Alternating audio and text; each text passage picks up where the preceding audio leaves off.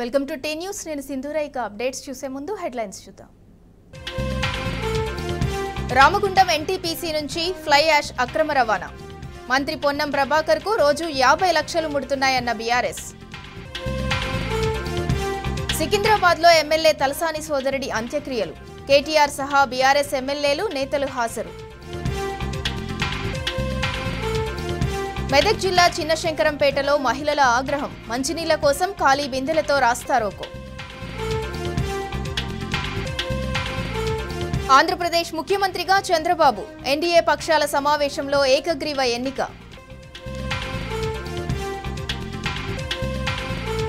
NEET UG paper లీకేజీపై supreme court విచారణ. సమాధానం చెప్పాలని ఎన్టీఏకి నోటీస్.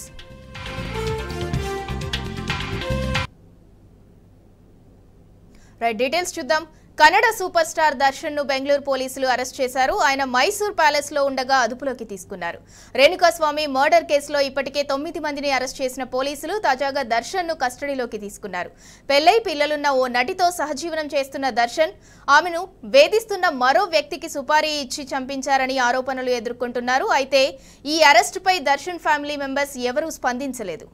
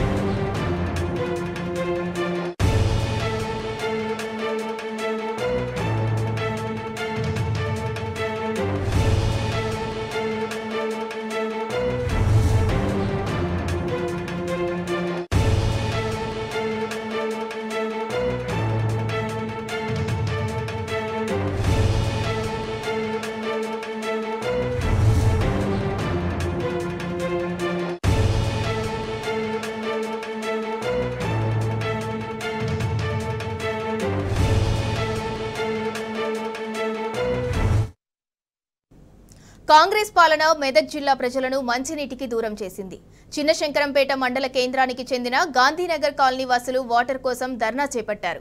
గత 3 రోజులుగా తమ కాలనీకి మిషన్ భగీరథ నీరు రావటం లేదని అధికారుల దృష్టికి తీసుకెళ్లినా పట్టించుకోవటం లేదని ఖాళీ బిందెలతో చేగుంట ప్రధాన రహదారిపై బైఠాయించారు.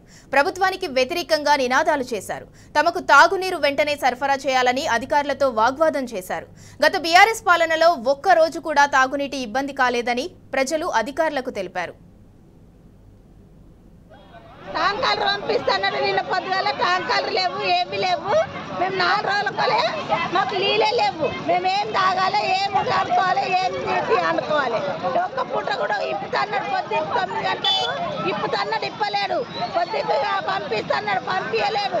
నిన్న పొద్దున్న నుంచి టార్చర్ పెడితే పొద్దుగాల కూడా ఇప్పుతా. ఇక ఇప్పుడు ఏమైనా కూరని పొద్దుకు మారిపోయిండు. మరి ఇప్పుడు కూడా వచ్చిండు, మారిపోయిండు. భూమి ఏం తీసేయాలి, మాకు అవసరం లేదు.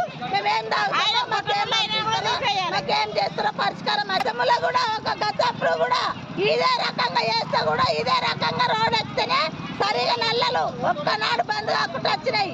ఇప్పుడు కూడా శివరాత్రి నుంచి చేసి ఊకుండి మొన్న అయ్యగట్టల నుంచి మొన్న ఎక్కితే కూడా ఒక్కనాడు 2 రోజులు ఇప్పిండు, మళ్ళీ బంద్ చేసిండు. మళ్ళీ ఇప్పుడు మొత్తమే బంద్ చేసిండు. నీళ్ళే లేవు, మాకు కాలనీలో బోర్లు లేవు, ఏమి లేవు. మా పరిష్కారం ఏందో చెప్పండి, మేము తీసేయాలి. మీకు 4 రోజులు మిమ్మల్ని ఎండ పెడతారు, మీరు సైర కస్తారని తెక్కపోయిండు అని ఎంత మోతవారో చెప్పారు మాకు.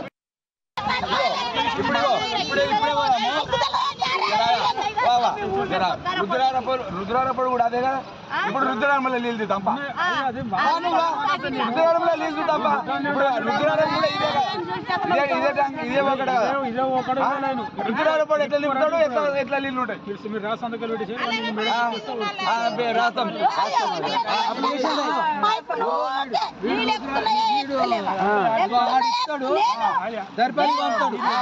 రుద్రారం పంపుతాడు, ఇటు రుద్రారం పంపుతాడు, ఈ ట్యాంక్ నింపాడు వాడు.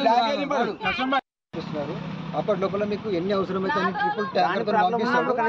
మీ కాలనీకి వాటర్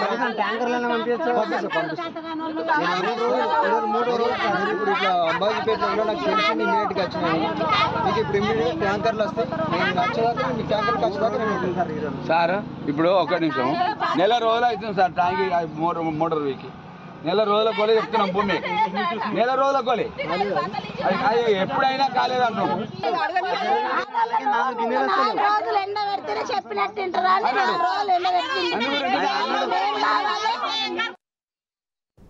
మంత్రులు సీతక్క వర్సెస్ కొండా సురేఖ మధ్య కోల్డ్ వార్ నడుస్తోంది. పాలనా విషయాల్లో ఇద్దరి మధ్య విభేదాలు రోజురోజుకు ముదురుతున్నాయి. వరంగల్ ధార్మిక భవన్ పై మంత్రుల మధ్య ఆధిపత్య పోరు ఒక్కసారిగా బయటపడింది. నువ్వెంత అంటే నువ్వెంత అనే వరకు పంచాయతీ వెళ్లింది. మరోవైపు ఉమ్మడి వరంగల్ జిల్లాలో పట్టు సాధించేందుకు ఇద్దరు పోటాపోటీ వ్యూహాలను అమలు చేస్తున్నారు.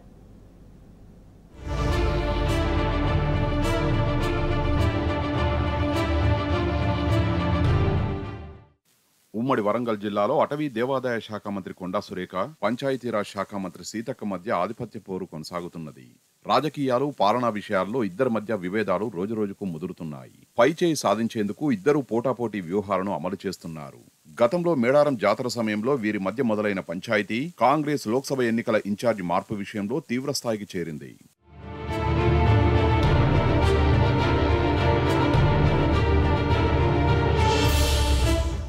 వరంగల్లోని ధార్మిక భవన్ వినియోగం పైన ఇద్దరి మధ్య పోరు మరింత ముదిరింది. ఇప్పుడు ధార్మిక భవన్ను వేరే వాటి కోసం వినియోగించే ఆలోచన చేయడం సరికాదని సీతక్క వర్గీయులు అభ్యంతరాలు వ్యక్తం చేస్తున్నారు. మేడారం సమ్మక్క సారలమ్మ ఈవో కార్యాలయం ధార్మిక భవన్లో అన్ని వసతులతో ఉన్నదని, ఈ ఆఫీసును అక్కడి నుంచి తొలగించే ప్రతిపాదన సరికాదని పేర్కొంటున్నారు. ధార్మిక భవన్లో సమ్మక్క సారలమ్మ ఈవో ఆఫీసును కొనసాగించే విషయంలో రాష్ట్ర ప్రభుత్వం స్పష్టత ఇచ్చే వరకు మేడారంలో పూజలు నిలిపివేస్తామని అక్కడి పూజారులు వారం క్రితం ప్రకటించారు.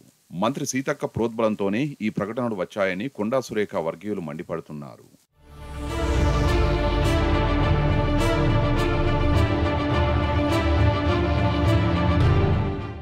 ఈ ఏడాది ఫిబ్రవరిలో జరిగిన మేడారం జాతర విషయంలోనూ ఇద్దరు మంత్రుల మధ్య విభేదాలు పొడచూపాయి. జాతర జరిగే ప్రాంతం సీతక్క ప్రాతినిధ్యం వహిస్తున్న ములుగు నియోజకవర్గంలో ఉండగా ఈ జాతర దేవాదాయ శాఖ ఆధ్వర్యంలో జరగాలి. జాతరలో కీలకంగా వ్యవహరించాలని కొండా సురేఖ 1-2 సమీక్షలకు వెళ్లారు. పనుల ప్రతిపాదన, వాటిని పూర్తి చేయడం, జాతర నిర్వహణలో ఏర్పాట్లపై ఇద్దరి నడుమ విభేదాలు నెలకొన్నాయి. దీంతో జాతరకు నెల ముందు నుంచే కొండా సురేఖ అటువైపు వెళ్లనేలేదు. సీఎం రేవంత్ రెడ్డి జాతరకు వచ్చిన రోజే అక్కడకు వచ్చి వెళ్లారు.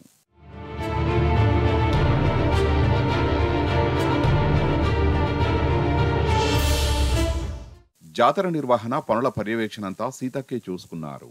ఇటీవల జరిగిన లోక్సభ ఎన్నికల్లో వరంగల్ లోక్సభ సెగ్మెంట్ ఇన్ఛార్జిగా ఉన్న కొండా సురేఖను బాధ్యతల నుంచి తప్పించి మెదక్ నియోజకవర్గ ఇన్ఛార్జిగా పార్టీ ప్రకటించింది.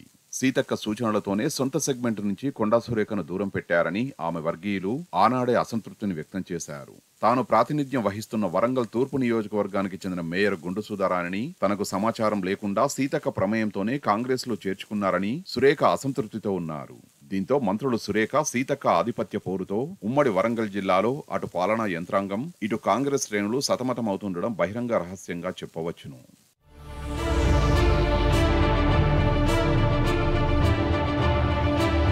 గాంధీ భవన్ ముందు ఏఈఈ అభ్యర్థులు నిరసనకు దిగారు. నోటిఫికేషన్ ఇచ్చి 2 ఏళ్లు దాటినా ఏఈఈ అభ్యర్థుల ఎంపిక అంశం కొలిక్కి రాలేదని ఆందోళన వ్యక్తం చేశారు. 1:2 రేషియోలో అభ్యర్థులను ఎంపిక చేసి 3 నెలలు గడిచినా అపాయింట్మెంట్ లెటర్లు ఇవ్వటం లేదని వాపోయారు. ఈ విషయం మీద అధికారులకు వినతి పత్రాలు ఇచ్చినా ఫలితం లేకుండా పోయిందని ఆవేదన వ్యక్తం చేస్తున్నారు.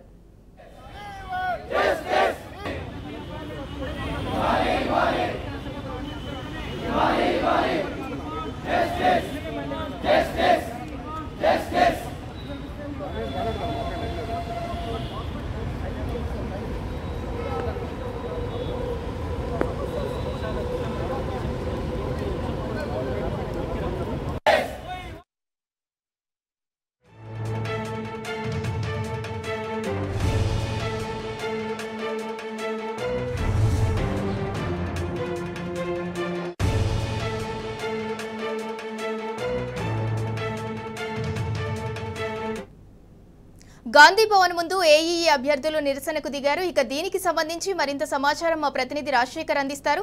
రాజశేఖర్, చెప్పండి, ఏఈఈ అభ్యర్థుల నిరసనకు సంబంధించి అప్డేట్ ఏంటి?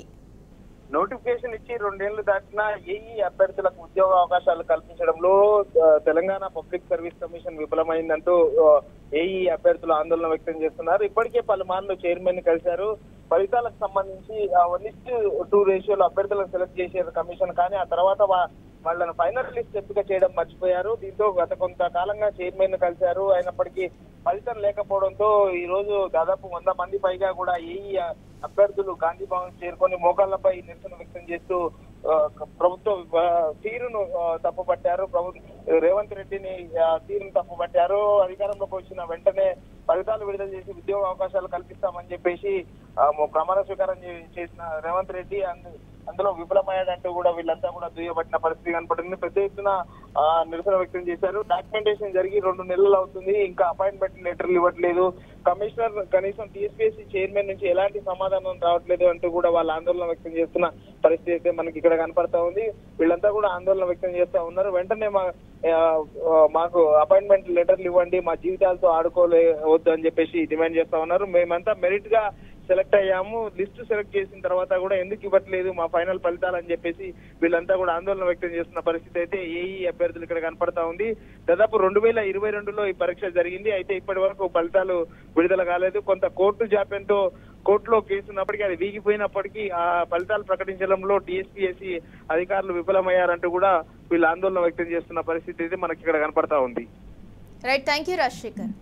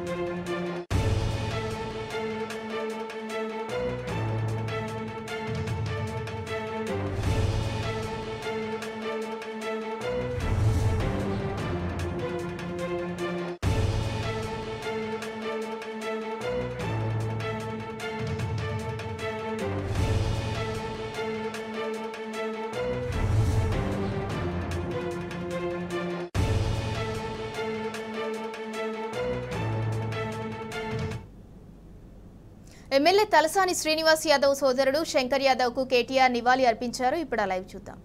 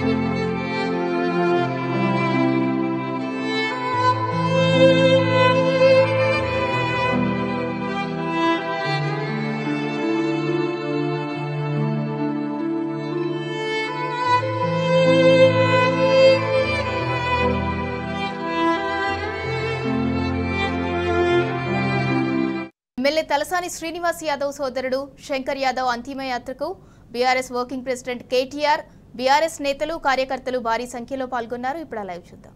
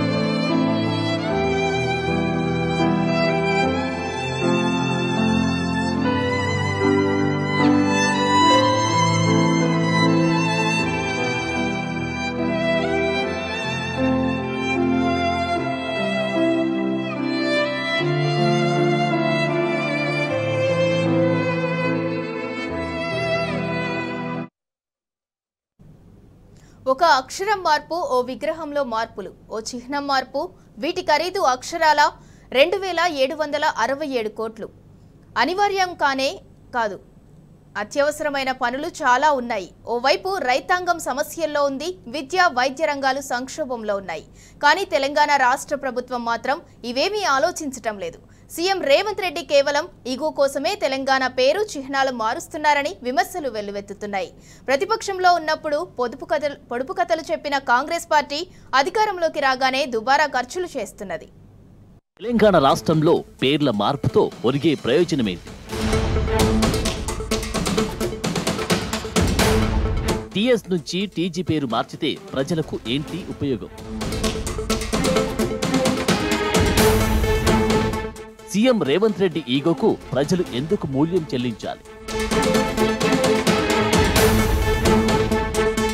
పేరు మార్చడం వల్ల 2800 కోట్ల ప్రజాధనం దండగా చేయడం లేదా? పేర్లు మార్చితే పెట్టుబడులు పెరుగుతాయా? కేంద్రం నుంచి నిధులొస్తాయా?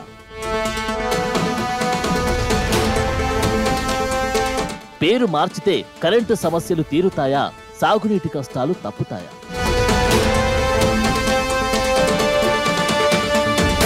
ఏ వెలుగుల కోసం ఈ పేర్లు మార్చే పరిపాలన? ఒకవైపు వానాకాలం సీజన్ వచ్చేసింది, రైతులందరూ పంట పెట్టుబడి సాయం కోసం ఎదురు చూస్తున్నారు. మరోవైపు కొత్త విద్యా సంవత్సరం ప్రారంభమవుతున్నది. సర్కారు బడుల్లో సమస్యలు వెక్కిరిస్తున్నాయి, సంక్షేమ పథకాలు అటకెక్కాయి, ప్రజలకిచ్చిన హామీలు అతి గతి లేదు. ఇటువంటి పరిస్థితుల్లో అభివృద్ధి, సంక్షేమం గాలి కొదిలేసిన రేవంత్ సర్కార్ తుగ్లక్ చర్యలతో ప్రజలపై అదనపు భారం మోపుతున్నది. తెలంగాణ పేరును టీఎస్ నుంచి టీజీకి మార్చడంతో పాటు కొత్తగా తెలంగాణ తల్లి విగ్రహంలో మార్పుకై నిర్ణయాలు తీసుకున్నది. ఫలితంగా ప్రభుత్వ కార్యాలయాల్లో బోర్డులు మార్చేయడంతో పాటు ఇతర ఖర్చులకు అదనంగా 2767 కోట్ల భారం ఖజానాపై పడనుంది. ఇవే డబ్బులను అక్కరకొచ్చే పనులకు ఉపయోగిస్తే ఏమవుతుందని పలువురు ప్రశ్నిస్తున్నారు. రాష్ట్రంలో సీఎం తేవాలనుకుంటున్న మార్పులు మస్తు ప్రియమని లెక్కలు చెబుతున్నాయి. ప్రభుత్వం అంచనాలు ఖర్చు చూస్తేనే దిమ్మ తిరిగిపోతుంది. గతంలో మస్తు పొదుపు కథలు చెప్పిన కాంగ్రెస్ పార్టీ అధికారంలోకి రాగానే దుబారా ఖర్చులు చేసేందుకు కాలు దువ్వుతుంది. ఆర్థిక పరిస్థితి బాగోలేదని గత పాలకులు ఖజానా ఖాళీ చేశారని అభండాలు వేయడంతో పాటు అసెంబ్లీలో కాంగ్రెస్ నేతలు శ్వేతపత్రాలు విడుదల చేశారు. ఇప్పుడు వాళ్ళ పనితీరు చూస్తుంటే గురువింద గింజ చందంలా తయారైంది అన్న విమర్శలు వస్తున్నాయి.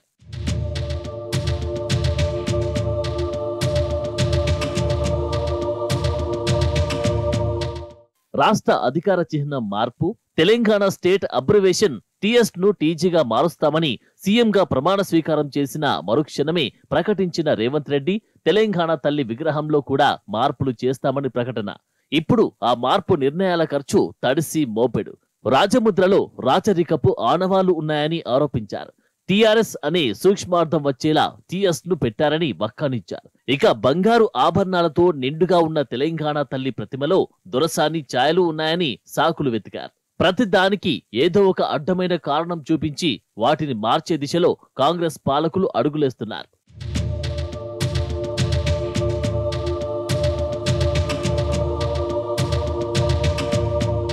కాంగ్రెస్ ప్రభుత్వ నిర్ణయాలన్నీ ప్రజామోదంతో జరుగుతున్నాయా అంటే ఆ ఒక్కటి అడగొద్దంటున్నారు. మరోవైపు ప్రజాధనం మాత్రం బేషుగా ఖర్చవుతూనే ఉన్నది. మరి ఎంత ప్రజాధనం ఖర్చవుతుంది అంటే జస్ట్ 2770 కోట్లు మాత్రమే. మరి ఆర్థిక ఇబ్బందులు ఉండవా అంటే అవన్నీ ఎవడికి కావాలి? గవర్నమెంట్ మాది, మా ఇష్టం, మా పంతం నెగ్గితే చాలు అన్నట్లుంది సీఎం వైఖరి. రాష్ట్రంలో తెలంగాణ తల్లి ప్రతిమలు మార్చడానికి దాదాపు 996 కోట్లు అవసరమవుతాయని ఓ అంచనా. ఇక రాష్ట్ర చిహ్నం టీజీ కోసం ప్రభుత్వ సంస్థలు వేదికల్లో కొత్త నిబంధన అమలు కోసం 1770 కోట్లు ఖర్చవుతాయని మరో అంచనా.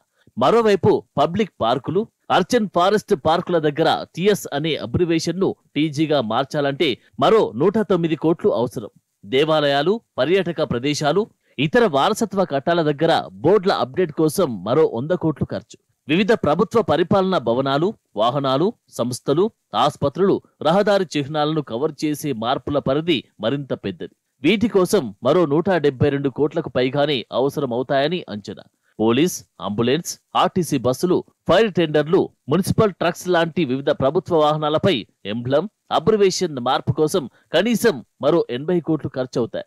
ఇవే మార్పులు ప్రభుత్వ రంగ సంస్థల్లో అమలు కావాలంటే 820 కోట్లు అవసరమవుతాయి. తెలంగాణలోని 17 ప్రభుత్వ విశ్వవిద్యాలయాల కోసం చిహ్నం మార్పుల, పత్రాల నవీకరణ కోసం 1,70,00,000 వరకు ఖర్చవుతుంది. లైబ్రరీలలో పెద్ద ఎత్తున పేపర్ వర్క్, బోర్డులను పునరుద్ధరించడానికి మరో 5,73,00,000 వరకు అవుతుంది.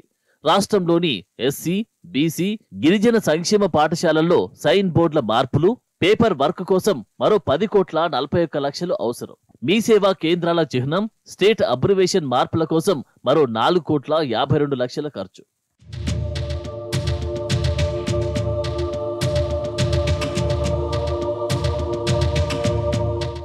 కొత్త నిబంధనలతో ప్రభుత్వ ప్రకటనలు, హోర్డింగ్లను అమర్చడానికి 100 కోట్లు ఖర్చవుతుంది. స్టాంపులు, లోగోలు, వెబ్సైట్ లింకులు, ప్రభుత్వ ఐడీల వంటి కమ్యూనికేషన్ మాధ్యమాలను పునరుద్ధరించడం కోసం కనీసం 464 కోట్ల రూపాయల వ్యయం. పోలీస్ యూనిఫామ్ మార్పు కోసం 4 కోట్లు, Telangana state special protection force లో టీఎస్ ను టీజీగా మార్చడానికి మరో 1 కోటి అవసరమవుతాయి. మొత్తం మీద 2,770 కోట్లు ఖర్చన్నమాట. అందుకే సీఎం రేవంత్ రెడ్డి ఏకపక్ష పోకడలు, కేబినెట్ లోని కొందరు మంత్రులకు సైతం మింగుడు పడకపోవడం కోసమెరుపు.